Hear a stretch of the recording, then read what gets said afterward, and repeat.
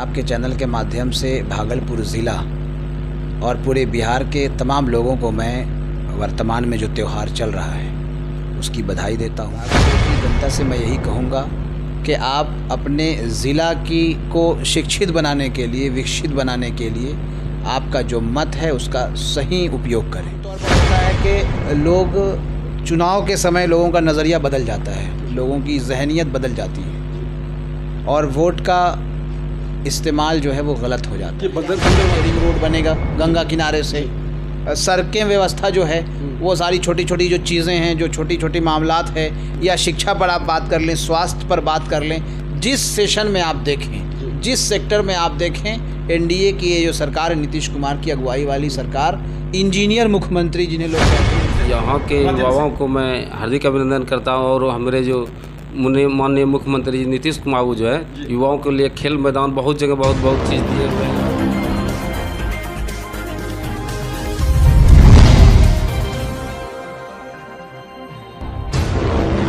लोगों को दिलों तक क्या कुछ पैगाम पहुंचाना चाहते हैं आप? हम के प्रदेश अध्यक्ष हैं आप, तो क्या कुछ संदेश है यहाँ के जनता के लिए? हमारे दर्शक जानना चाहते हैं, कृपया उसे बताएं।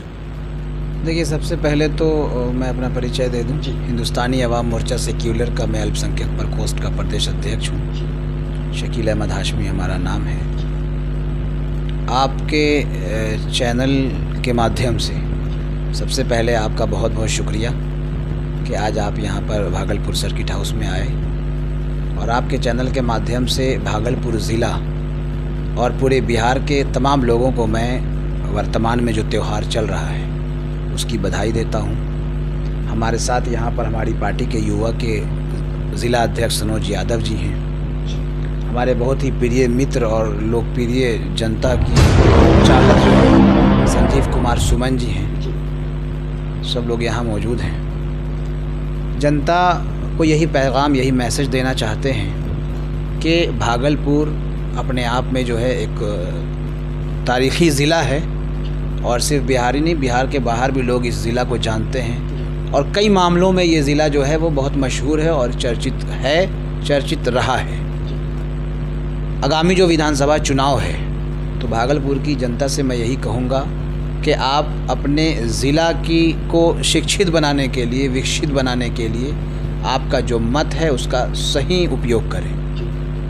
आमतौर पर होता है कि लोग चुनाव के समय लोगों का नज़रिया बदल जाता है, लोगों की जहनीत बदल जाती है और वोट का इस्तेमाल जो है वो गलत हो जाता है। बंदरवाट हो जाता है। कुछ ऐसे कोई अपने जाति के लेकर, कोई अपने जात पात को लेकर खासकर उस ओर ध्यान दे देते हैं। और कहना ये है कि अगर देश की उन्नति करने के लिए, क्षेत्र की उन्नति करने के लिए यहाँ पर जो काश्तकार हैं, कारीगर हैं, जो रेशम के कारोबार करते हैं, वस्त्र बनाते हैं, उद्योग चलाते हैं, उन लोगों के लिए अगर आप बेहतर करते हैं, यहाँ बिजली की अच्छी जैसे कि एनटीपीसी बैठाई जा रही है, यहाँ की सड़क व्यवस्था काफ़ी लचर है, उसको ठीक किया जा रहा है। तो इस तरह से जैसे सुना है कि यहाँ पर इस बार गंगा के किनारे जी तो मैरीन ड्राइव बनाने की तैयारी चल रही है। तो इस तरह से यहाँ के लोगों के लिए, शिक्षा के लिए, उद्योग के लिए क्या कुछ नया बताना चाहते हैं, उसके बारे में बताइए सर। वर्तमान में जो एनडीए की सरकार है और जिसकी अगुवाई बिहार के नीतीश कुमार कर रहे हैं, निश्चित तौर पर हर ज़बान और हर दिल में नीतीश कुमार को लोग विकास पुरुष बिहार मॉडल के नाम से जानने लगे हैं और पुकारने लगे हैं। तो पटना में बैठ करके बिहार के कोने कोने को कैसे विकसित बनाना है, गांव को शहर से कैसे जोड़ना है, इसके लिए माननीय नीतीश कुमार जी एनडीए की गठबंधन वाली इस सरकार में इन्होंने 20 साल में अनथक प्रयास किया है और पूरे बिहार के साथ साथ भागलपुर को भी विशेष रूप से उन्होंने हर शैली में, विकास के हर राह में जोड़ने में कोई कसर नहीं छोड़ा है। जैसे अभी आपके नॉलेज में है और हम लोग भी जानते हैं कि रिंग रोड बनेगा गंगा किनारे से, सड़कें व्यवस्था जो है वो सारी छोटी छोटी जो चीज़ें हैं, जो छोटी छोटी मामलात है, या शिक्षा पर आप बात कर लें, स्वास्थ्य पर बात कर लें, जिस सेशन में आप देखें, जिस सेक्टर में आप देखें, एनडीए की ये जो सरकार है, नीतीश कुमार की अगुवाई वाली सरकार, इंजीनियर मुख्यमंत्री जिन्हें लोग कहते हैं, जो खुद स्पॉट पर पहुंच करके इंजीनियर से मैप खुलवा करके और चेक करते हैं कि कैसे, कहाँ, क्या, कौन सा काम करोगे। तो निश्चित तौर पर ऐसे मुख्यमंत्री के रहने से बिहार सिर्फ बिहार नहीं और सिर्फ देश नहीं बल्कि पूरी दुनिया में गौरवशाली बिहार बन रहा है। जी।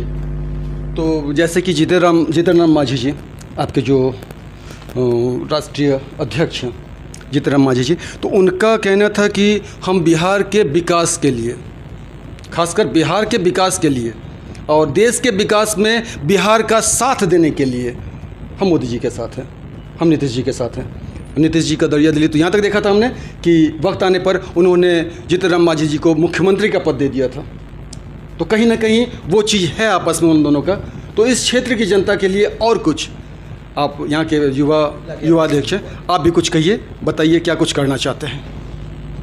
अपना नाम और परिचय बता दीजिए। मैं सरोज यादव, युवा जिला अध्यक्ष हम, और हम सबसे पहले मैं पूरा बिहार वासियों को हिंदुस्तान अवाम मोर्चा की तरफ से मैं हार्दिक अभिनंदन करता हूँ। यहाँ के युवाओं को मैं हार्दिक अभिनंदन करता हूँ, और हमारे जो माननीय मुख्यमंत्री जी नीतीश कुमार जो है, युवाओं के लिए खेल मैदान बहुत जगह बहुत चीज़ दिए हुए हैं, तो इससे युवाओं में खुशी का लहर है। जी, हमारा कहना एक छोटी सी बात है कि खासकर जो मोमीन वर्ग है, क्या कह रहा हूँ ध्यान दीजिएगा, जो मोमीन वर्ग है, कुछ ऐसी जातियां हैं जिसके धर्म को लेकर कहा जाता है कि नहीं, मोदी के दल से नहीं, एनडीए से नहीं मिलना है, जबकि विकास एनडीए की अभी देश भर में सबका साथ सबका विकास हो रहा है। राशन हर व्यक्ति तक पहुंच रहा है, हर गरीब तक पहुंच रहा है, कहीं कुछ ऐसा नहीं कि उनके साथ भेदभाव किया जा रहा हो। तो लोगों के घर तक जाकर उनके दिल तक पहुंचने के लिए क्या कुछ करना चाहते हैं, कृपया इस पर एक बार कुछ नजर डालें। देखिए, सबसे पहले तो आप ये समझ लें कि हमारे जो पार्टी के संस्थापक हैं श्री जीतन राम मांझी जी, जब वो बिहार के मुख्यमंत्री हुआ करते थे और अभी वो भारत सरकार में मंत्री हैं। एनडीए गठबंधन में वो नेता हैं हमारी पार्टी के, एक पिलर है, मजबूत पिलर हैं, और उनका एक बहुत ही मशहूर नारा है कि राज्य एवं देश के गरीबों एक हो, सबका इरादा नेक हो।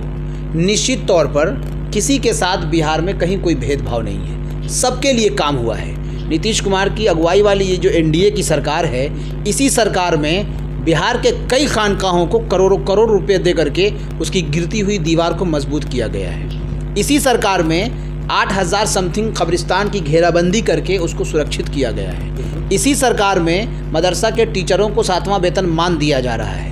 इसी सरकार में अगर आप भागलपुर की सिर्फ बात करें तो भागलपुर में जो बुनकरों की संख्या है और जिस तरह से बुनकर समाज के लोग मेहनत करते हैं, कपड़ा बुनने का काम करते हैं, उनके लिए कई ऐसी योजनाएं चलाई गई है जिसका लाभ उन्हें मिल रहा है। उन तक पूरी तरह से लोग पूरी तरह से पहुँचे, क्योंकि इस क्षेत्र में होता क्या, गंगा का बाढ़ का जब समय आता है, जब पानी बढ़ती है तो लोगों के रहने का ठिकाना, उनके कारीगरों के जो कारखाने हैं वो डूबने लगते हैं, परेशानी वहाँ होती है। जो योजनाएं चल रही है उनके लिए बहुत से ऐसे भी लोग हैं जो योजना समझ नहीं पाते हैं और 1-2 दिन में ऑफिस का चक्कर लगा के थक जाते हैं, कहते हैं हम नहीं जाएंगे, है ना।